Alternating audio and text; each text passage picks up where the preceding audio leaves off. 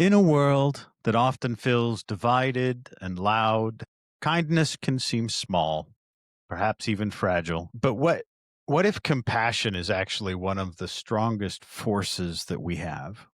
What if every time we choose to care, to listen, to forgive, to love, we're not just helping others, but we're helping ourselves too? Today, let's explore the healing power of compassion, how kindness changes the brain and soothes the heart, and reminds us that we all belong to one another. We belong to a part of a group, that society, that we're all people, that we're connected. This is your invitation to slow down and breathe, to rediscover that quiet strength of a kind heart. Good day.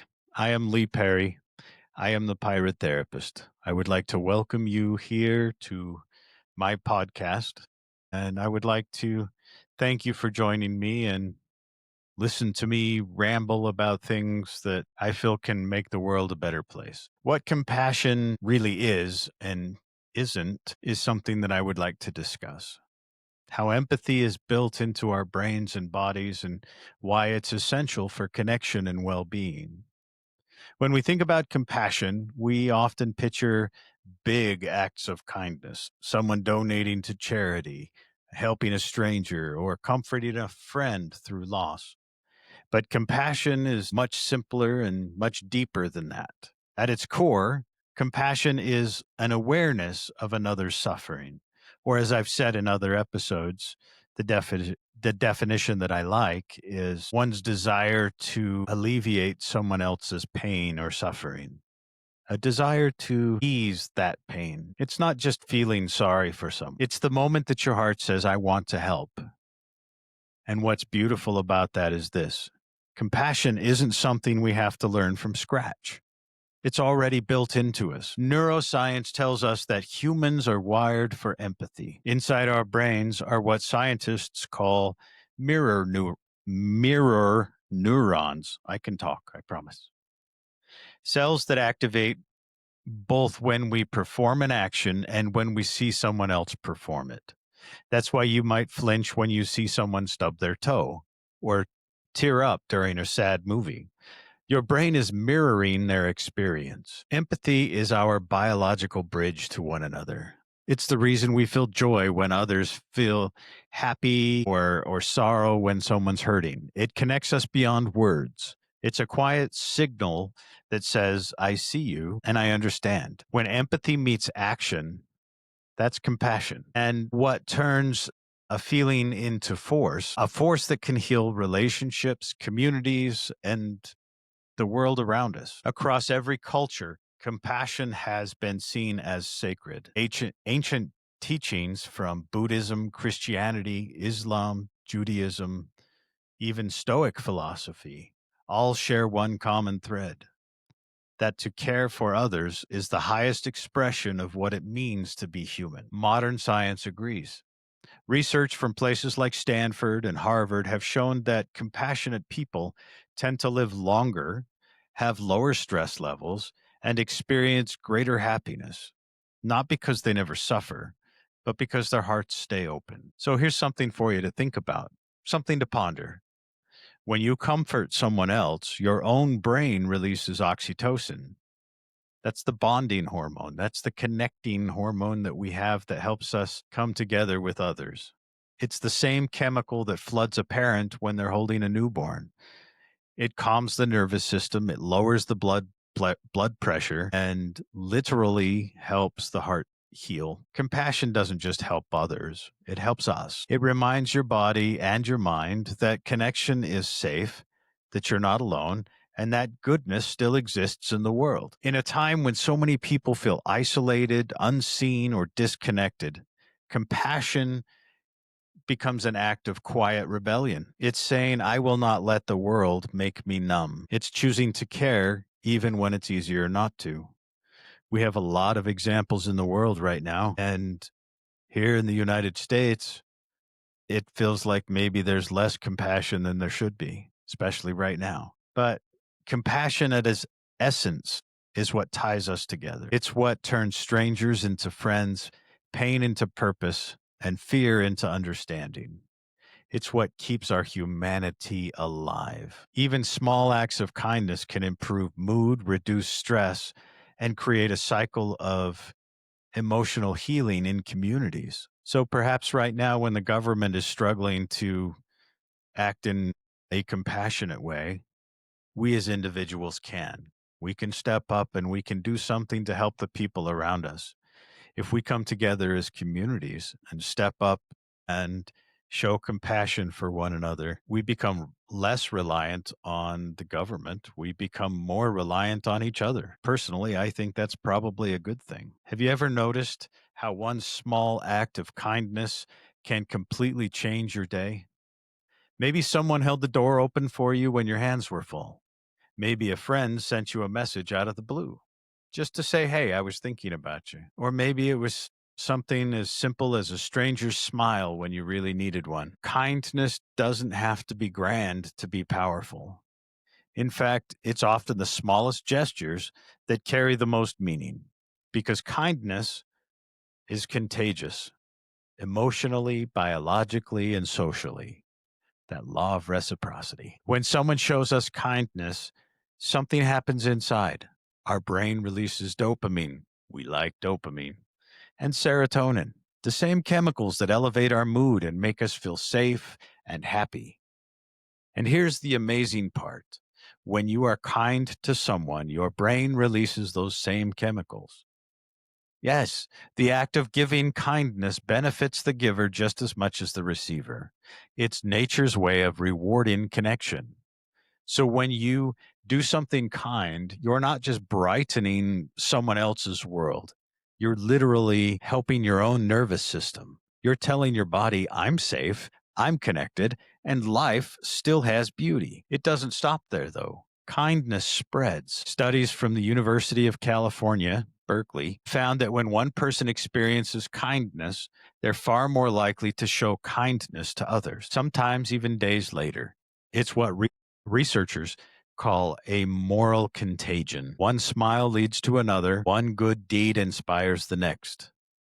Before you know it, an entire community starts to shift, not because someone holds them to it, but because someone showed them how. When you hold space for someone, when you choose patience over frustration or understanding over judgment, you're setting off a chain reaction.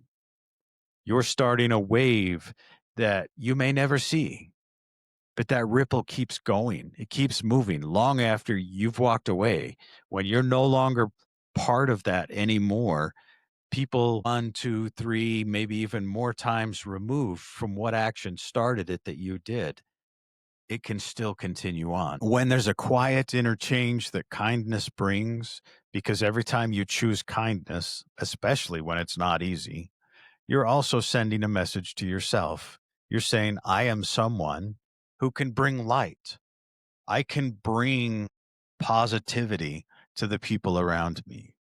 I can help the people I care about. I can help my community. I can help the people in my little part of the world. That identity matters. It strengthens our self worth. It builds confidence and reminds us that we have value, not because of what you achieve, but because of the goodness that you're bringing to the world. When you give compassion, you reinforce the truth that you still have something to give. And that realization alone can be enough to pull someone out of darkness. The ripple effect of kindness is real. It begins with one small choice: smile, listen, express care. It can travel further than you'll ever know. So if you ever wonder whether you make a difference or not, remember this: every drop of kindness that you release into the world joins an ocean of healing. And you never know who might be saved by that wave you started. Kindness affects brain chemistry. It reduces anxiety and depression and boosting serotonin and oxytocin and dopamine. I still maintain one of the best ways to fight depression when you're struggling with it is to turn to someone else and do something for them. This is why we often think of mental health as something that happens inside of us. The chemical balances thought patterns, personal healing, but compassion reminds us that mental health is also something that happens between us, between each of us, in our communities, in our families, in our schools, in our churches, in the people we interact with. But compassion, its connection, it helps our relationships and the way that we hold space for each other. The research is clear. Compassion is not just a moral virtue, it's kind of a medicine that helps keep the community healing. When we act with kindness or empathy, our brains light up in fascinating ways. Studies using MRI scans show that compassionate acts activate the ventral striatum. I'm not sure if I'm saying that right. It activates that. It's the same reward center triggered by food or music or love. At the same time, levels of cortisol, our stress hormone, go down. The heart rate slows, blood pressure drops. The body begins to shift out of survival mode and into a state of calm connection. And there's something remarkable. When we witness kindness, even as a bystander, our brains respond as if we were the ones being cared for. It's called a helper's high. Again, I don't know who coined that, but that's what I saw when I was researching this. It's just seeing compassion can help us in our own minds. For people struggling with depression and anxiety, compassion can be a bridge back towards hope. When someone shows us genuine care, no judgment, no fixing, just presence, it gently challenges the belief that we are alone and we are unworthy. When we show compassion to others, it begins to break the cycle of isolation that depression can often bring. Helping someone else releases oxytocin and serotonin. These are the chemicals that boost our mood and strengthen trust. It's like a feedback loop of helping ourselves, of healing ourselves. The more kindness you give, the more your brain learns that you're safe and you're connected to others. Sometimes compassion is the first spark that reminds us that we still belong in this world. Compassion also soothes the part of the brain that governs fear, particularly the amygdala, which activates when we feel threatened or unsafe. Practicing empathy or mindfulness based compassion can actually reduce amygdala activity over time. In simple terms, kindness retrains our brain. It helps us shift from what's wrong with me to what can I give? From I'm in danger to I have people, I have a group I belong to. That shift changes everything. Humans thrive in safe relationships. When someone listens to you with compassion, your nervous system literally begins to regulate. That's why a friend's calm voice, a warm hug, or even a kind text can steady your breath and relax your body. We're not designed to heal in isolation. We're wired to heal in a community, to heal in a group. We are social creatures. We need each other. We need to be kind to each other. So maybe compassion isn't only about helping others. Maybe it's about returning to what's most natural inside us, our shared humanity. Because when we care for someone else, we quietly remind ourselves that life is still good. People are still worth loving, and we're still part of something bigger than our pain. Acknowledging that compassion sometimes can make us feel vulnerable, especially when we've been hurt or betrayed or burned out. It's how to practice it safely. Kindness sounds simple, but the truth is, sometimes it's one of the hardest things we can do. Vulnerability is not generally easy, but it's also necessary to help us connect. It's easy to be kind when the world feels good, when people treat us fairly. But what about when you've been hurt, when you're running on empty, when you're tired, when you're stressed, when you feel like you're wrongfully accused, when kindness feels like one more thing that I just don't have the strength to give? That's probably the most important time for us to rally, to pull it together, to stand up and go do something kind for someone else. That will do more to help us pull it together than all of the behaviors that we're tempted to do: pull away, isolate, shut down, remove ourselves from people. To be compassionate is about opening your heart, and that means you're risking pain. It means feeling deeply, even when you'd rather stay numb. It means letting down your guard long enough to show someone that you care and to connect with them, not knowing whether that care will even be returned. That's why kindness can take bravery. It's not a weakness, it's a strength. Because to show compassion in a harsh world is to stand in defiance of indifference. There's a quiet kind of heroism in that. This is my black sheep crew, where we're going to do things different, where we're going to do things because it's right, not because necessarily the rest of the world is doing it. So, in choosing to keep your heart soft, even after it's been hurt, that's what I need you to do. That's what's going to help us. But let's be honest, compassion can be exhausting, it can wear you out. Especially if you're someone who gives and gives and gives, and you don't take a break and you don't take care of yourself. Empaths, caregivers, teachers, parents, healers, they often feel the weight of the world on their shoulders. You might reach a point where you feel drained, where kindness turns into exhaustion and your heart starts whispering, I don't think I can keep doing this. That's compassion fatigue, and it is a real thing. It does not mean you've failed. It means you've cared perhaps deeply, but without replenishing yourself, without making sure that your needs are being met. Even the most compassionate heart needs rest, needs space, and needs gentleness, needs kindness. It's important to remember that kindness doesn't mean saying yes to everything. You can be loving and still have boundaries.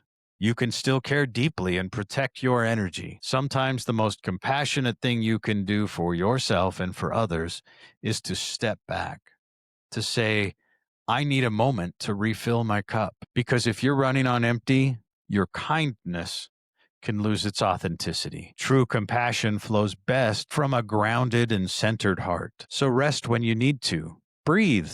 Allow yourself to be human. You don't need to be perfect. None of us are. Allow yourself to take a break when you need it. The world does not need you to be endlessly selfless. It needs you to be real. It needs you to be genuine. It needs you to be kind. Despite the difficulty, something magical can happen when you keep choosing kindness, even after the world has given you repeated reasons not to. You begin to reclaim your authenticity, your power. You stop letting pain dictate who you are. You say, you may not have treated me kindly, but I will not become like you. I will show you kindness. And that quiet revolution of compassion, that's how we keep our soul intact. It helps you to rise above the bitterness and reminds you that gentleness is not weakness, it's wisdom. Every time you choose compassion, you're saying, I want to leave the world softer than I found it. That takes courage. Sometimes that's really hard, especially when you feel like you're being attacked from every direction. Sometimes when we're being gentle with ourselves, we build resilience and we restore confidence and we help ourselves to remember to love people more authentically. We've talked about how compassion connects us through others, how it ripples through communities and eases pain and brings us together, and it bonds us in groups, in communities, in families. But there is one form of kindness that many of us overlook. And maybe that's because it feels selfish or because we've been taught to put everyone else first. Any idea what that is? It's self compassion. It's the simple, radical act of treating yourself with the same care and understanding that you would offer someone that you love. It's the kindness that we tend to forget about. Think about it. If your best friend made a mistake, you would comfort them. If they were exhausted or heartbroken, you would tell them to take a break, take a rest. Just don't be so hard on yourself. But when you make a mistake, how do you speak to yourself? Most of us are our own worst bullies. We replay failures, we judge our emotions, and we demand perfection. We speak to ourselves in tones that we would never use with anyone else. But here's the truth: no one ever healed through shame. Self compassion is not about letting yourself off the hook, it's about giving yourself safety and space to grow. Because when you replace self criticism With kindness, you're allowing yourself that space to learn, to improve, to do better, to keep trying, to be okay with who you are. Neuroscience tells us that self-compassion activates the same soothing systems in the brain that the external kindness does. When you speak gently to yourself, when you are kind to yourself, when you forgive your flaws and take time to rest or give yourself a break, ease up on the judgment, your brain releases oxytocin and endorphins. These are the chemicals that bring calm, that settle down your anxiety, that nurtures trust. Self criticism, on the other hand, triggers the amygdala. It floods your body with stress hormones like cortisol. We don't like cortisol. That's why beating yourself up doesn't make you stronger. It actually keeps your nervous system stuck in survival mode. But when you offer yourself compassion, your whole body begins to relax. You start to feel safe in your own skin again. Self compassion is about learning how to ally with yourself. It means I'm doing the best I can with what I have today, allowing yourself that space. It's taking a deep breath instead of giving up. It's resting when you're tired instead of calling yourself lazy.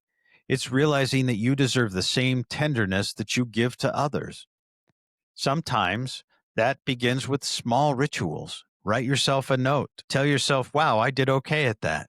Put your hand over your heart during a tough moment and say out loud, it's okay that I feel this. Little by little, those moments begin to rebuild trust in yourself. Here's something beautiful to think about.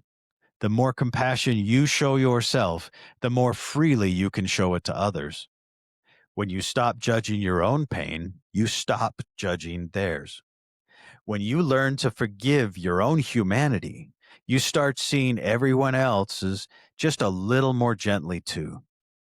Self compassion doesn't make you self centered, it makes you whole, it makes you genuine, it makes you authentic. It turns guilt into growth, exhaustion into peace, shame into understanding. So today, when the world quiets down and your thoughts start to turn inward, and I would like you to try this.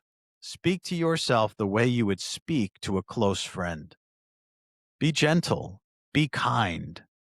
Remind yourself that you too deserve compassion, because every time you choose love to yourself through these hard moments, you're not being selfish.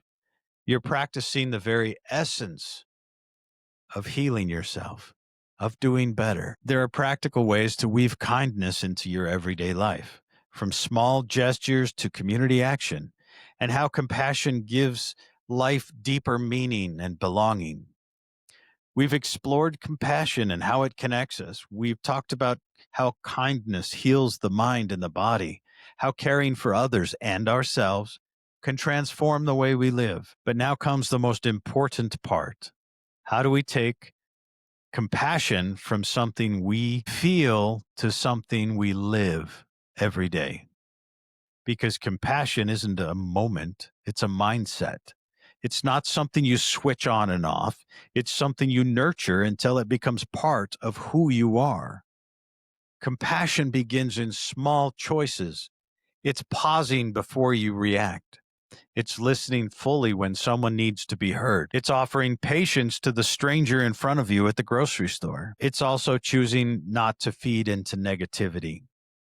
Not online, not in traffic, not in your own head. Those moments, though quiet, are the building blocks of a compassionate life. You don't have to change the world in one grand gesture. You just have to keep choosing love, one small act at a time.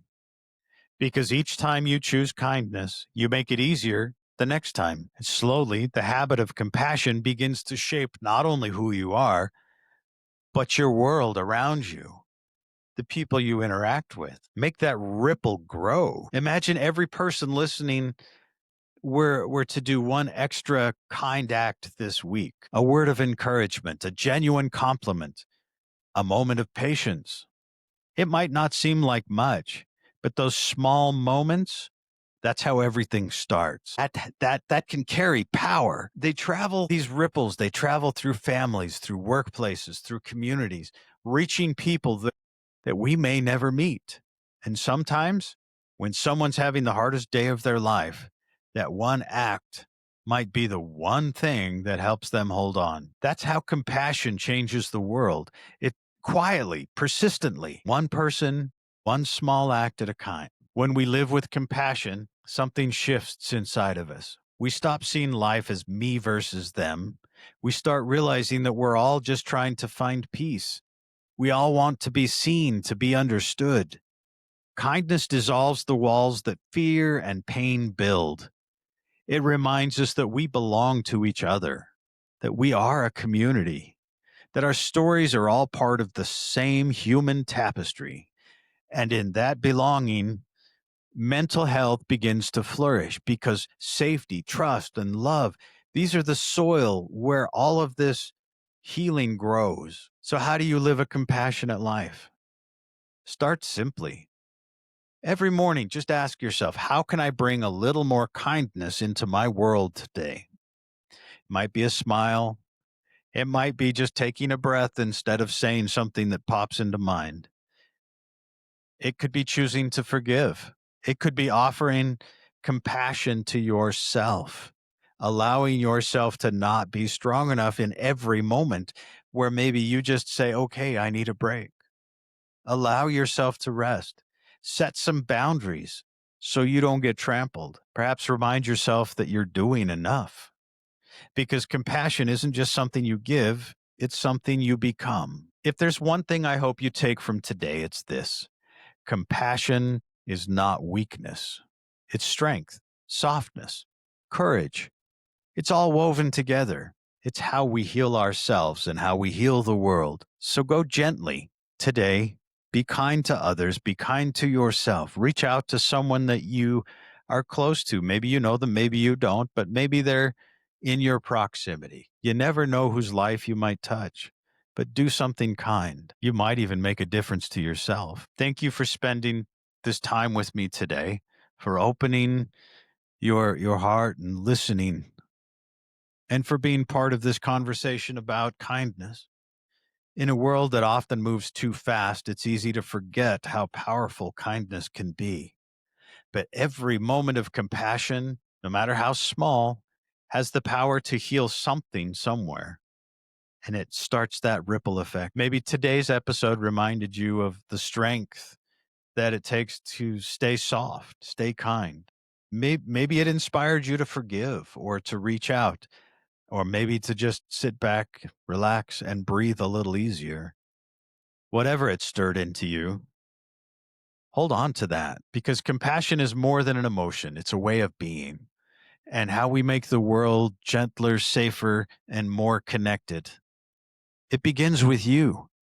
We don't have control over anyone else and their choices. We only have control over ourselves. So let this kindness, let this compassion, let this start with you. You do one extra thing today to be kind, whether that's to someone else or to yourself. If this episode reached something inside of you, share it with someone who might need it. You never know how far one act of kindness will go. Even sharing a voice of hope, you don't know how far it might reach. So until next time, remember, we are a community. We are all part of this world. We belong. You belong. You matter. And every time you choose compassion, you're helping make the world, your world, better.